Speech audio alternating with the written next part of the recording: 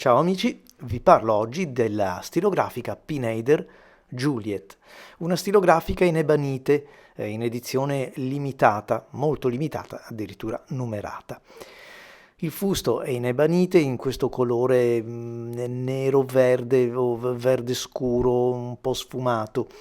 Ci sono anche dei dettagli con delle finiture in metallo dorato, sono delle laminazioni d'oro. Il fermaglio, come potete vedere, è con una pietra verde cabochon ed è firmata Pineider Juliet. Il pennino è in oro, un oro a 18 carati, in questo caso è un pennino F fine. Il caricamento della penna che ho è a cartuccia oppure converter, ma esiste anche la versione a pistone. Non ho trovato tantissime informazioni, ma ammetto che forse avrei potuto fare una ricerca un po' più approfondita. Non ho trovato tantissime informazioni sulla versione invece a caricamento a depressione.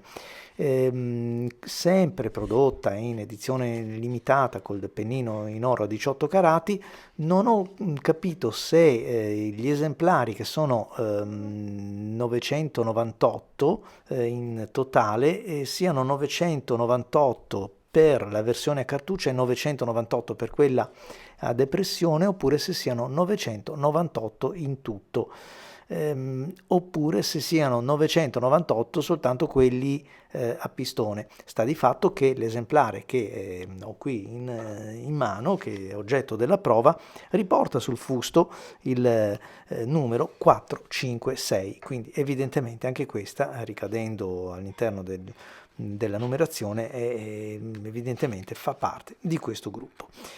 Non ho compreso neanche bene, cioè non ho compreso, scusate, nemmeno leggendo il libretto che correda la penna, che è fatto molto bene, poi manco a dirlo su una carta filigranata, pensate un po', prodotta da Pineider, che ormai avete imparato a conoscere anche voi, è nato come un produttore di carte di pregio e lo è tutt'oggi, ha fornito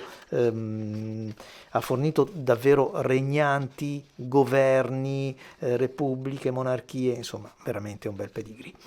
Ci dice questo libretto che la penna per l'appunto è in ebanite. Innanzitutto descrive questo processo che è molto interessante, ma credo che chiunque impugnandola, toccandola, si accorga che c'è un peso specifico, un materiale diverso dalla plastica, è indubbio che sia così.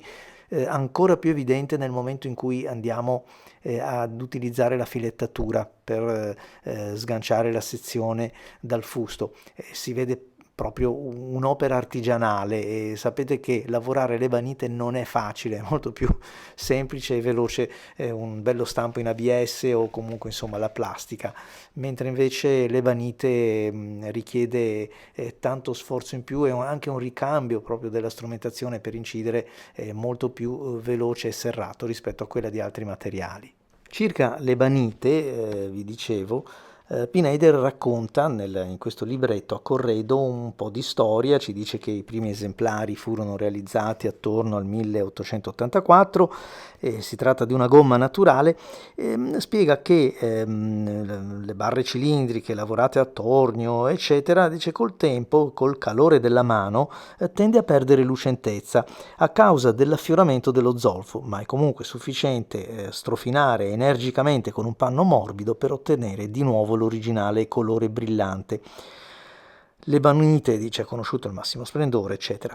Due parole appunto sul sistema di riempimento, che è quello sul quale ho avuto più difficoltà a reperire informazioni. Dice che il caricamento dell'inchiostro è un brevetto Pineider depositato ed è l'unico al mondo.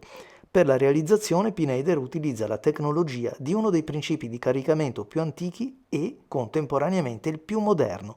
Infatti il caricamento a depressione è stato impiegato da tutte le più grandi case produttrici, eccetera. Ancora oggi molti utilizzano lo stantuffo azionato dall'esterno, non offrendo però alternative di caricamento. La novità Pineider consiste quindi nell'offrire al più tradizionale ed esperto conoscitore di strumenti di scrittura, così come al neofita, un prodotto che, oltre agli aspetti tecnici innovativi, comunque soddisfi ogni loro esigenza per il buon uso. Allora, da una parte la descrizione prosegue, da questa parte per intenderci, con la scheda della penna, gruppo pennino, dispositivo di caricamento inchiostro, azionato dall'esterno per depressione, mezzo stantuffo o con cartuccia.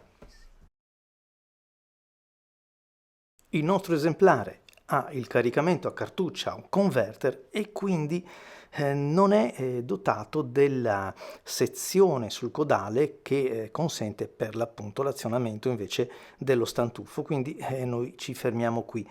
L'altro modello che, come vi dicevo, non so se rientri in questa edizione numerata o se faccia storia a sé, invece si carica in quell'altra maniera. Una bella esperienza di scrittura, perché le penne inebanite, quando sono realizzate bene, sono fatte proprio per scrivere.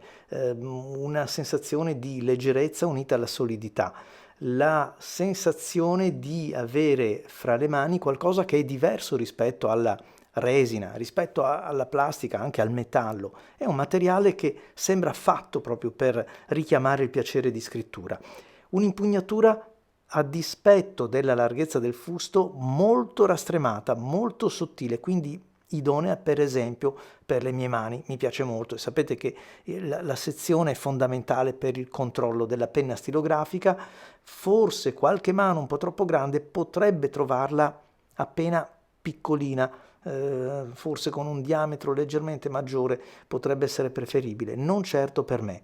Un pennino essenziale ma molto ben realizzato, capace anche di dare delle sfumature in base alla variazione, insomma un po' di elasticità, non è un pennino flessibile ma accompagna la grafia, veramente molto piacevole. A voi tutti amici, grazie, vi lascio alle immagini e vi aspetto ai prossimi video. Ciao!